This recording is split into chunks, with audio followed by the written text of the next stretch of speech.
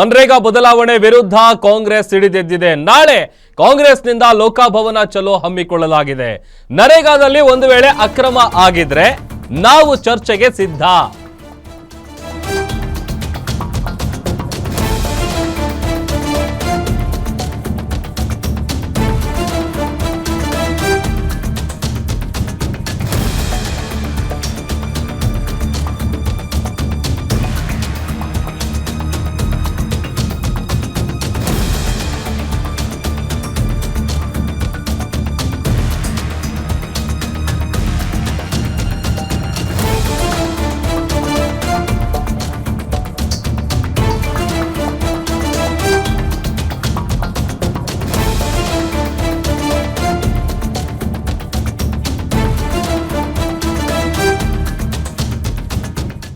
ನರೇಗಾ ಯೋಜನೆಯನ್ನ ದುರ್ಬಲಗೊಳಿಸುವ ಕೇಂದ್ರ ಸರ್ಕಾರದ ಕ್ರಮಗಳ ವಿರುದ್ಧ ಕಾಂಗ್ರೆಸ್ ಪಕ್ಷ ಹಮ್ಮಿಕೊಂಡಿರುವಂತಹ ರಾಜಭವನ ಚಲೋ ಕಾರ್ಯಕ್ರಮದ ಬಗ್ಗೆ ಉಪಮುಖ್ಯಮಂತ್ರಿಗಳು ಹೇಳಿಕೆಯನ್ನ ಕೊಟ್ಟಿದ್ದಾರೆ. ನರೇಗಾದಲ್ಲಿ ಅಕ್ರಮ ಆಗಿದ್ರೆ ಚರ್ಚೆಗೆ ನಾವು ರೆಡಿ.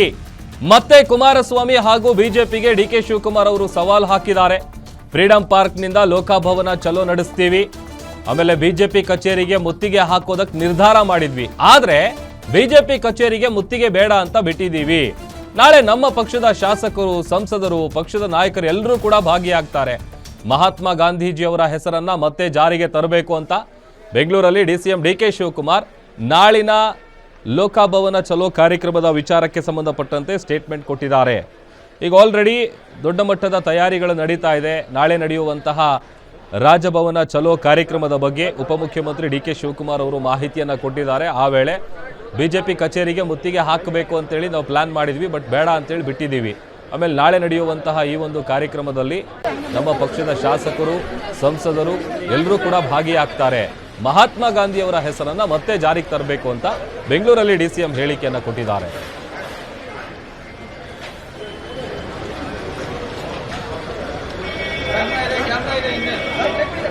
ನಾಳೆ ನಾವು ರಾಜಭವನ್ ಚಲೋ ಮಾಡ್ತಾ ಇದ್ದೀವಿ. ಬಿಜೆಪಿ ಕಚೇರಿನೇ ನಾವು ಮುತ್ತಿಗೆ ಹಾಕಬೇಕಾಗಿತ್ತು, ಆದರೆ ಬೇಡ ಅಂತೇಳಿ ನಾವು ರಾಜಭವನ್ಗೆ ಮುತ್ತಿಗೆ ಹಾಕುವಂಥ ಕೆಲಸ ಇವತ್ತು ನಾವು ಹಮ್ಮಿಕೊಂಡಿದ್ದೇವೆ. ನಾಳೆ ಎಲ್ಲ ಶಾಸಕರು, MLCಗಳು ಕಂಪಲ್ಸರಿಯಾಗಿ ಬರಬೇಕು. ನಮ್ಮ ಕಾರ್ಯಕರ್ತರ ಜೊತೆಗೆ ಏನು ನರೇಗಾ ವರ್ಕರ್ಸು ಅವರೆಲ್ಲ ಕೂಡ ಇವತ್ತು ಮುಂದಾಳತ್ವವನ್ನು ನಾವು ತೆಗೆದುಕೊಳ್ಬೇಕಾಗಿದೆ.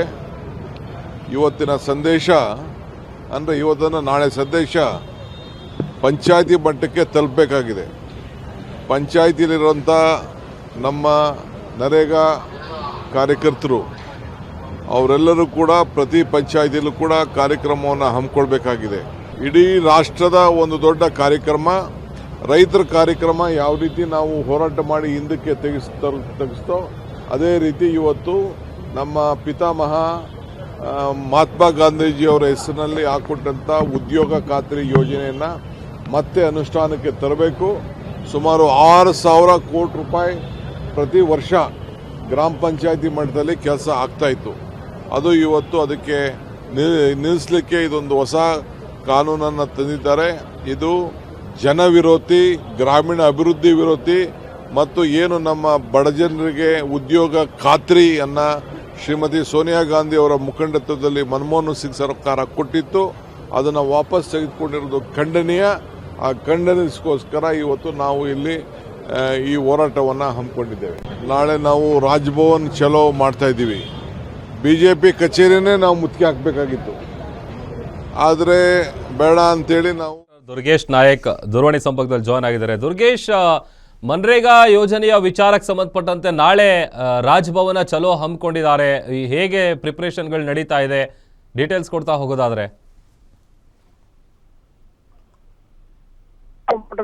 ಕಾಂಗ್ರೆಸ್ ವಿರೋಧವನ್ನು ಮಾಡ್ತಾ ಇದೆ. ಹೀಗಾಗಿ ನಾಳೆ ಬೆಂಗಳೂರಿನ ಫ್ರೀಡಂ ಪಾರ್ಕ್ ನಲ್ಲಿ 10:30ಕ್ಕೆ ದೊಡ್ಡ ಮಟ್ಟದ ಬೃಹತ್ ಸಮಾವೇಶವನ್ನು ಹಮ್ಮಿಕೊಳ್ಳಲಿದೆ. ಈ ಒಂದು ಪ್ರತಿಭಟನೆಯ ಒಂದು ಸಮಾವೇಶದ ಮೂಲಕ ಭಾಷಣವನ್ನು ಮಾಡಿದ ಬಳಿಕ ರಾಜ್ಯಪಾಲರ ಭವನ ಅಂದ್ರೆ ಲೋಕಭವನಕ್ಕೆ ಮುತ್ತಿಗೆ ಹಾಕುವ ಕೆಲಸಕ್ಕೆ ಕೂಡ ಇದೀಗ ಕಾಂಗ್ರೆಸ್ ಸರ್ಕಾರ ನಿರ್ಧಾರವನ್ನ ಮಾಡಿರುವಂತದ್ದು. ಬೆಳಗ್ಗೆ 10:00ವರೆಗೆ ವೇದಿಕೆ ಕಾರ್ಯಕ್ರಮ ಇರುತ್ತೆ. ಈ ಒಂದು ವೇದಿಕೆ ಕಾರ್ಯಕ್ರಮದಲ್ಲಿ ಎಐಸಿಸಿ ಅಧ್ಯಕ್ಷರಾಗಿರುವಂತಹ ಮಲ್ಲಿಕಾರ್ಜುನ್ ಖರ್ಗೆ ಮತ್ತು CM Siddaramaiah, DCM DK Shivakumar ಉಪಸ್ಥಿತಿ ಇದ್ರೆ, ರಾಷ್ಟ್ರೀಯ ನಾಯಕರಾಗಿರುವಂತಹ ಅದರಲ್ಲೂ ಕೂಡ ರಾಜ್ಯದ ಉಸ್ತುವಾರಿ ಆಗಿರುವಂತಹ ರಣದೀಪ್ ಸಿಂಗ್ ಸುರ್ಜೇವಾಲಾ ಅವರು ಕೂಡ ಈ ಒಂದು ಹೋರಾಟದಲ್ಲಿ ಭಾಗಿಯಾಗ್ತಿದ್ದಾರೆ.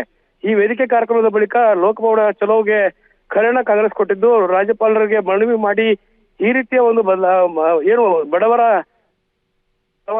ಸಂವಿಧಾನಕ್ಕೆ ವಿರೋಧವಾಗಿರುವಂತಹ ಮನ್ರೇಗಾ ಒಂದು ಕಾಯ್ದೆಯ ತಿದ್ದುಪಡಿ ಮಾಡಿದ್ದಾರೆ, ಇದು ಸರಿಯಲ್ಲ ಅನ್ನೋ ನಿಟ್ಟಿನಲ್ಲಿ ಒತ್ತಾಯವನ್ನ ಮಾಡುವಂತದ್ದು.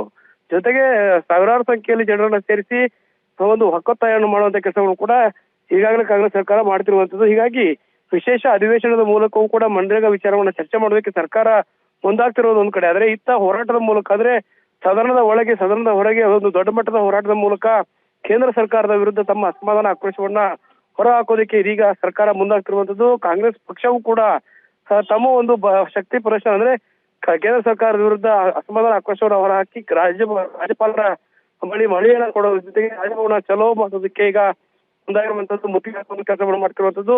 ಕೇಂದ್ರ ಸರ್ಕಾರ ರಾಜ್ಯದಲ್ಲಿ ತಂದ್ರು ಏನು ಹೊಸದಾಗಿ ಇದರಿಂದ ಬಡವರಿಗೆ ಅನ್ಯಾಯ ಸಂವಿಧಾನ ವಿರೋಧಿ ಆಗಿರುವಂತದ್ದು ಕಾಂಗ್ರೆಸ್ನ ವಾದವಾಗಿದೆ. ಪ್ರಭು, ಓಕೆ, ಥ್ಯಾಂಕ್ ಯು ದುರ್ಗೇಶ್.